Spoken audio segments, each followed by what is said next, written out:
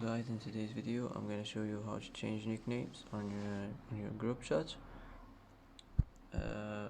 First click on your group. Now click here, and here you will find nicknames. Click on it, and here as you see you can change any one you want. You can change nickname, and that's it.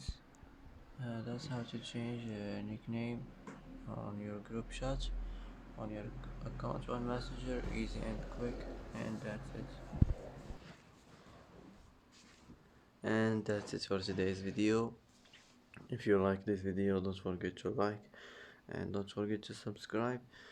I hope this video is helpful for you, and thanks for watching until the end, and see you in the next video.